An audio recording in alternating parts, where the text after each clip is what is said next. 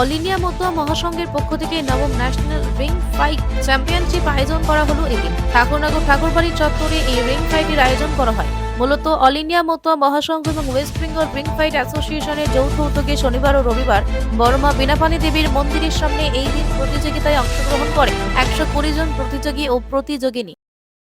হঠাৎ বলে কোনো কিছু নয়, আমরা 1 বছর আগের থেকে এটাকে আমরা চিন্তা ভাবনা করে রেখেছিলাম এবং এর আগে এই খেলাটা আরও প্রায় 1 মাস আগে হতো, কিন্তু যেহেতু বর্ষার কারণে এবং বিভিন্ন কারণের জন্য আমরা করতে পারিনি। পুজো গেল, বড় মার জন্ম উৎসব, আমরা সেটাকে একটা ভালো সময়, এখন একটা হালকা ঠান্ডা, তার ভিতরে এই টাইমটা আমরা চয়েস করেছি।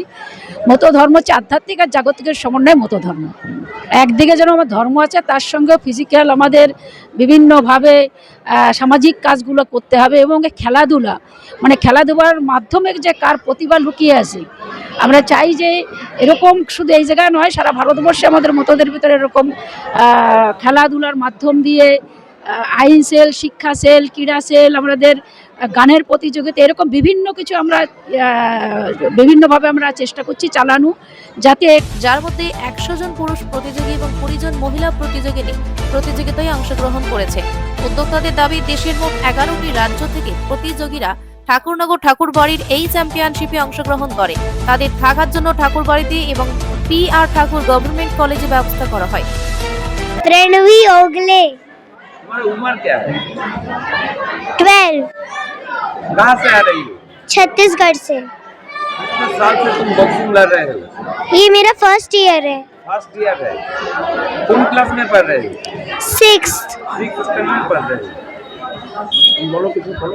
की हमारे जो छत्तीसगढ़ की टीम है, ये सबसे यंगेस्ट हमारी प्लेयर है।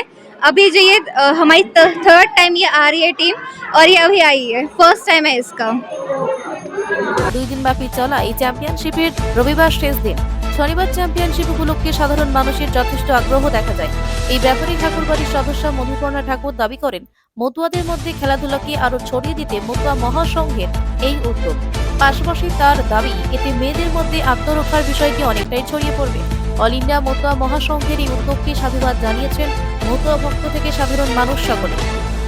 আমাদের অল ইন্ডিয়া মতুয়া মহাসংঘ থেকে এবং আমাদের ওয়েস্ট বেঙ্গল রিং ফাইট অ্যাসোসিয়েশনের পক্ষ থেকে এটা আয়োজিত করা হয়েছে। যেহেতু আমাদের মানে এটা আমরা নতুন উদ্যোগ নিয়েছি, যেহেতু আমরা স্পোর্টসে আমরা অনেক পিছিয়ে আছি, আমরা অল ইন্ডিয়া মতুয়া মহাসংঘ থেকে, সেজন্য এটা আমার ছোট্ট একটা আমাদের তরফ থেকে, অল ইন্ডিয়া মতুয়া মহাসংঘ আমাদের সংগঠনের তরফ থেকে ছোট্ট একটা উদ্যোগ, যে সাধারণ মানুষ, আমাদের যে স্টুডেন্টসরা, বাচ্চা কাচ্চারা আছে, তারাও এটা দেখে শিখবে যে আমরা ডিফেন্সের জন্য আমরা জানি, মেয়েদের প্রতিও আমরা জানি সেলফ ডিফেন্স অনেক অত্যাচার হয়ে থাকে, সেটার জন্য একটা স্পেশালি যারা ছোট ছোট মেয়েরা যারা আছে, তারাও এই মতন রিং ফাইটের মতন ওরা মানে পার্টিসিপেট করছে, তারা নিজের সেলফ লাইফেও, নিজেদের জীবনেও ওরা মানে সেলফ ডিফেন্সে অনেক সিচুয়েশন পার করতে পারবে। সেটাও একটা অনেক বড় একটা উদ্যোগ।